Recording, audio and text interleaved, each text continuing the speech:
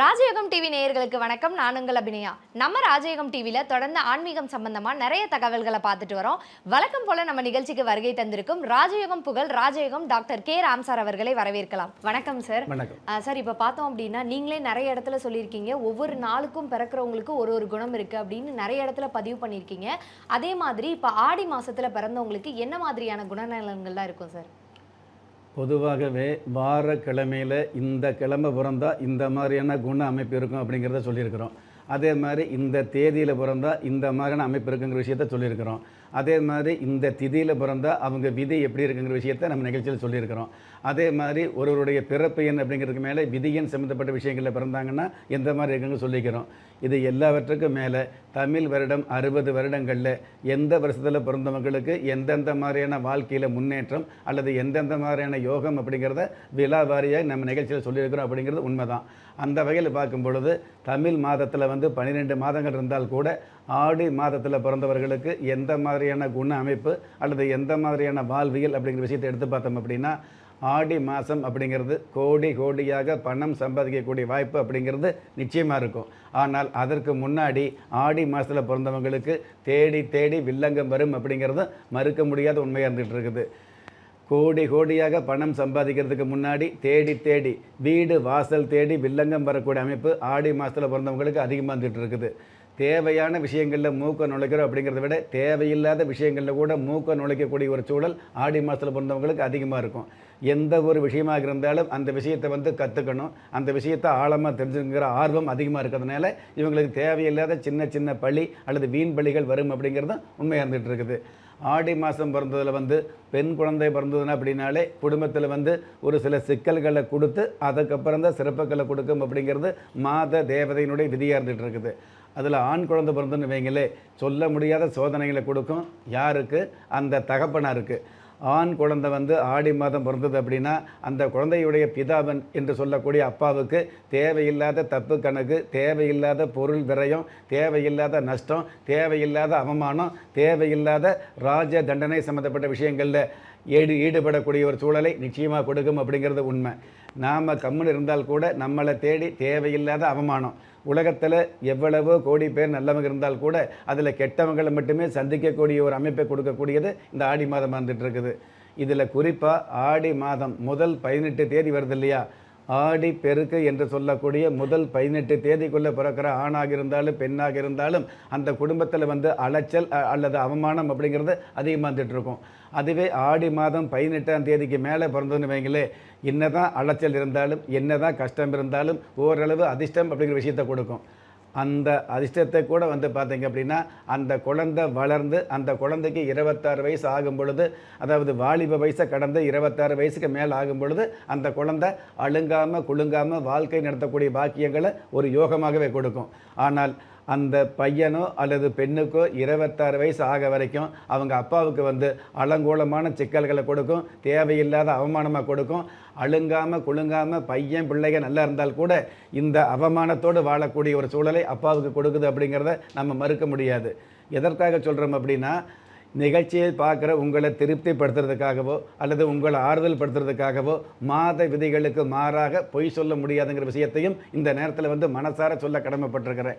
ஆக ஆடி மாதத்தில் பிறக்கிற குழந்தைகளுக்கு பெரும்பாலும் இந்த மாதிரியான கஷ்ட நஷ்டங்கள், அவமானங்கள், வீண் பலிகள் வருது அப்படிங்கிறது, விரயங்கள் வருது அப்படிங்கிறது சாஸ்திர ரீதியான உண்மை. இருந்தாலும் இதே ஆடி மாதத்தில் பார்த்தீங்கன்னா ஆடி 18 தேதிக்கு மேலே பிறக்கிற குழந்தைகளில் கிரக நிலைகள் சாதகமாக இருந்தது அப்படின்னா அவங்களுடைய கிரக நிலைகள் 9 கிரகங்களில் ஒரு 5-6 கிரகங்கள் அவங்களுக்கு யோகமாகவோ அல்லது சாதகமாகவோ அவங்களுடைய ஜாதகத்தில் கிரக நிலைகள் சாதகமாக இருந்தது அப்படின்னா சந்தோஷமான வாழ்க்கையும் ஆங்காங்கே அமையுது அப்படிங்கிறது மறுக்க முடியாத உண்மையாக இருந்துட்டு இருக்குது.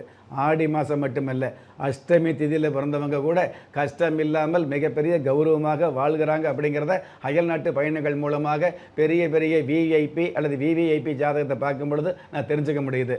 ஆனால் அந்த மாதிரி 1-2 ஜாதகங்கள் மிகப்பெரிய உயர்ந்த அமைப்பில் இருந்தால் கூட நிறைய பேர் அதாவது அதிகம் பேர் ஆடி மாதத்தில் பாதிக்கப்பட்டிருக்காங்கிற விஷயத்தை இந்த நிகழ்ச்சி மூலமாக பதிவு பண்ண கடமைப்பட்டிருக்கிறேன்.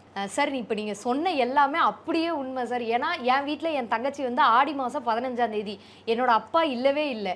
அப்போ நீங்கள் சொன்ன எல்லாமே அவள் கஷ்டப்பட்டது, எங்கள் வீட்டில் அதனால் எவ்வளோ கஷ்டப்பட்டோம் எல்லாமே அப்படியே சொல்றீங்க சார். இப்போ வந்து நீங்க நிறைய விஷயங்கள் வந்து ஆடி மாசத்துல பிறந்திருந்தாலுமே அவங்க லைஃப்ல நல்லா இருப்பாங்க 26 வயசுக்கு மேல, ஆனா அது வரைக்கும் கஷ்டப்படுவாங்க அப்படின்னு சொல்லியிருந்தீங்க.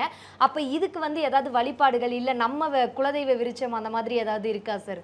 ஏதாவது அவங்க லைஃபை மாத்துறதுக்கு?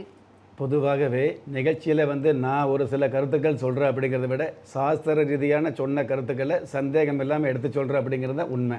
அந்த வகையில் ஆடி மாதம் பிறந்த குழந்தை வந்து கஷ்டப்படணும் விதி இருந்தால் அந்த கஷ்டத்தை மாற்ற முடியாது அப்படிங்கிறத நம்ம வந்து மனசார ஏற்றுக்கணும். ஆனால் அதே குழந்தைக்கு ஆடி மாதமே பிறந்திருந்தால் கூட 26 வயசுக்கு மேலே மிகப்பெரிய நன்மை இருக்குதுன்னு சொன்னோம் இல்லையா?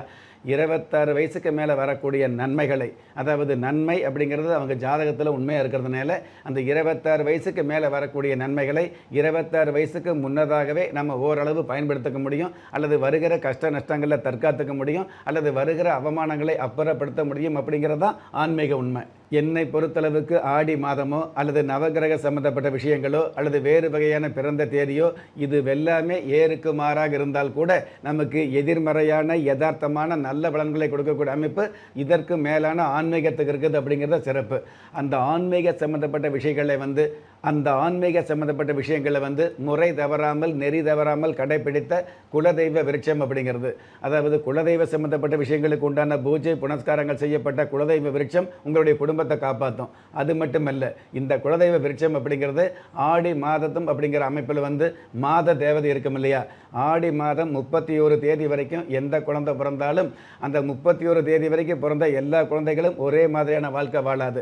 அந்த 31 தேதிக்குள்ளே ஒன்று 1ஆம் தேதியில் பிறந்திருப்பாங்க, 5ஆம் தேதியில் பிறந்திருப்பாங்க, 21ஆம் தேதியில் பிறந்திருப்பாங்க. இந்த மாதிரி தேதி மாறுபட்டு பிறந்திருந்தாலும் அந்த தேதி சம்பந்தப்பட்ட தேதி தேவதை, அதே மாதிரி தின தேவதை, அதே மாதிரி திதி தேவதை, எல்லாவற்றுக்கும் மேலாக இந்த ஆடி மாதத்தில் வரக்கூடிய அஷ்டமி நவமி சம்பந்தப்பட்ட விஷயங்களில் பிறந்த குழந்தைக்கு சிறந்த வாழ்க்கை அமையணும் அப்படிங்கிறதுக்காக வருட தேவதை, மாத தேவதை. ஆடி மாதம் அப்படிங்கிறது வருஷத்துக்கு ஒரு முறை நிச்சயமாக வரும். ஆனால் வருட தேவதை அப்படிங்கிற தவில் வருஷம் 60 வருஷத்துக்கு உண்டான தேவதைகளுக்குண்டான அதிதேவதை பிரசன்னம் பார்த்து அதற்குண்டான வழிபாடு பிரார்த்தனைகளை வந்து பிரம்ம முகூர்த்தத்தில் செய்யப்பட்டு அதன் மூலமாக வழங்கப்படுகிற அற்புதமான ஒரு அமைப்பு இந்த குலதெய்வ விருட்சம். இந்த குலதெய்வ விருட்சம் இருந்தது அப்படின்னா உங்களுடைய வாழ்க்கையில் 50 வயசில் வர வேண்டிய அந்த யோகத்தை 5 வயதிலேயே கொண்டு வரக்கூடிய பாக்கியத்தை இந்த ஆன்மீக அற்புதம் நிச்சயமாகவே கொடுக்கும் அப்படிங்கிறது நிதர்சனமான உண்மை. சார், ஆடி மாதத்தில் பிறந்தவங்களோட குணநலன் எப்படி இருக்கோ, அவங்களோட வாழ்க்கை எப்படி இருக்கும், எந்த வருஷத்துக்கு அப்புறம் அவங்க வாழ்க்கை மாறும், அந்த கஷ்டப்படுற காலத்தில் அவங்க என்ன பயன்படுத்தினா அவங்களோட வாழ்க்கை மாறும் அப்படின்ற எல்லாத்தையுமே ரொம்ப தெளிவாகவும் மக்களுக்கு புரிகிற மாதிரியே சொல்லியிருக்கீங்க சார். ரொம்ப நன்றி சார். நன்றி. நம்ம ராஜயோகம் டிவியில் புத்தம் புதிய ஆன்மீக தகவல், மாத ராசி பலன், தினப்பலன் நிகழ்ச்சிகள் ஒளிபரப்பாயிட்டு இருக்கு. அது மட்டும் இல்லாமல் ஒவ்வொரு நாளுமே உங்களுக்கான அதிர்ஷ்ட எண், உங்களுக்கான அதிர்ஷ்ட நிறம், உங்களுக்கான அதிர்ஷ்ட எழுத்துக்கள், இது எல்லாத்துக்கும் மேலே ஒவ்வொரு நாளும் நீங்கள் வழிபட வேண்டிய தெய்வம், இது மாதிரி தெரிஞ்சுக்க வேண்டிய விஷயங்களை உடனுக்குடனே தெரிஞ்சுக்கணும்னு நினச்சிங்கன்னா நம்ம ராஜயோகம் டிவியை லைக் பண்ணுங்க, ஷேர் பண்ணுங்க, சப்ஸ்கிரைப் பண்ணுங்க, மறக்காம பெல் ஐக்கானையும் கிளிக் பண்ணுங்க. திறமை இருந்தும் வறுமையில் வாடுகிறீர்களா? விதியை நொந்து விரக்தியில் இருக்கிறீர்களா? முயற்சிகள் செய்தும் முன்னேற்றம் கிடைக்கவில்லையா? களஸ்திரம் அமையாமல் கவலைப்படுகிறீர்களா? தாய்மையடையாமல் தவித்து நிற்கிறீர்களா? நவரத்தினம் போட்டும் நன்மைகள் கிடைக்கவில்லையா? பெயர் மாற்றம் செய்தும் பிரயோஜனம் இல்லையா? எந்திரத்தை நம்பி மந்திரத்தை சொல்லியும் மாற்றம் கிடைக்கவில்லையா? எண்கணிதத்தை நம்பி எழுத்தை மாற்றியும் ஏற்றம் கிடைக்கவில்லையா? வாஸ்துவை நம்பி வாசலை மாற்றியும் வளம் காணவில்லையா? ஹோமத்தை வளர்த்து யாகத்தை செய்தும் யோகத்தை காணவில்லையா? திரும்பிய பக்கமெல்லாம் திண்டாட்டங்களையே சந்தித்த உங்களை யார் கைவிட்டாலும் ஆன்மீகம் கைவிடாது. ஆம், அண்ட நிழலுமில்லை, ஆதரிக்க யாரும் இல்லாதவர்களை குலதெய்வம் கைவிடுவதில்லை. கிள்ளிக் கிடைக்கக்கூடிய யோகங்களை அள்ளிக் கொடுக்கக்கூடிய ஆன்மீக அற்புதம் குலதெய்வ விருட்சம். திக்கற்ற யாவரும் ஒப்பற்ற பயன்பெற வாங்கி பயனடைவீர். குலதெய்வ விருட்சம். குலதெய்வ விருட்சம் குடும்பமே சுபிட்சம்.